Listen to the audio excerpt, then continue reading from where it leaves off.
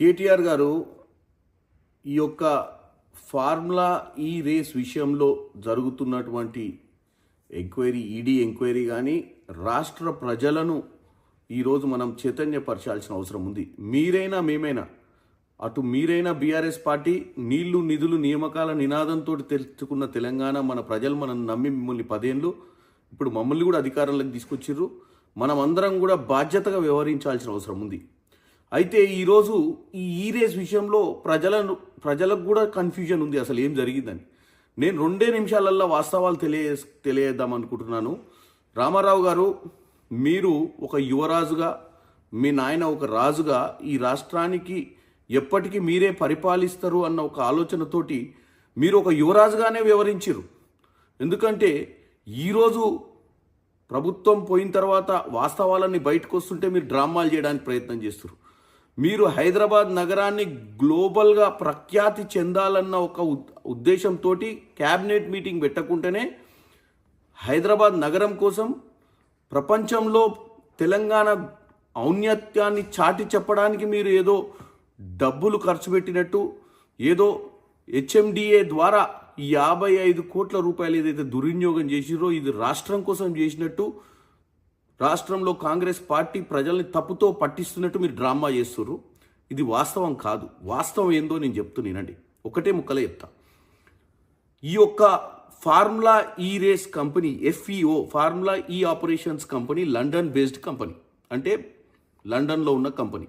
ఈ కంపెనీతో 2022లో గ్రీన్కో అనే ఒక కంపెనీ కేటీఆర్కి అత్యంత సన్నిహితులు. కేటీఆర్ కోసం ఎలక్ట్రాల్ బాండ్స్ ద్వారా బీఆర్ఎస్ పార్టీకి నిధులు సమకూర్చినటువంటి ఈ మిత్రులు, వీళ్ళు చీకటి మిత్రులు. ఈ మిత్రులకు సంబంధించిన ఫార్ములా నెక్స్ట్ జనరేషన్ అనే ఒక కంపెనీని వీళ్ళు ఫ్లోట్ చేసి, ఈ కంపెనీకి సంబంధించినటువంటి, అంటే ఈ గ్రీన్కోకు సంబంధించినటువంటి ఈ కంపెనీ ఏదైతే ఒప్పందం కుదిరించుకుంది FEO తోటి, ఏమని, హైదరాబాద్ నగరానికి వీళ్ళు ఈ రేస్ని తీసుకురావాలి అన్న ఒప్పందం 90 కోట్ల ఒప్పందం. 90 కోట్లలో 30 కోట్లు మాత్రమే కట్టిరు వీళ్ళు.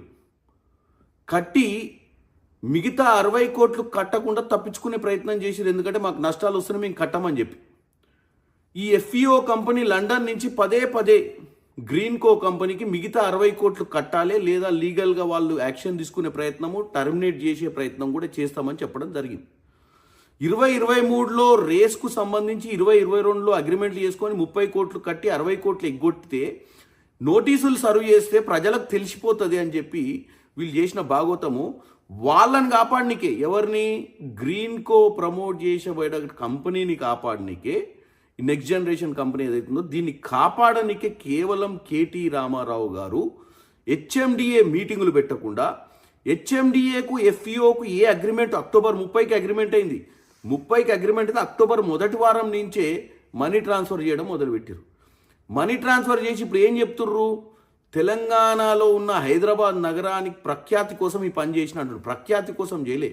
60 కోట్ల రూపాయలు గ్రీన్కో సంస్థ కట్టాల్సిన డబ్బుల్ని కాపాడే ప్రయత్నం కేటీఆర్ గారు మన ప్రజల డబ్బుతో ఎటువంటి క్యాబినెట్ మీటింగ్ పెట్టకుండా, ఎటువంటి అప్రూవల్స్ లేకుండా కూడా 55 కోట్లు గ్రీన్కోని కాపాడనీకి పంపించినట్టుగా క్లియర్గా అర్థమవుతుంది మనకు.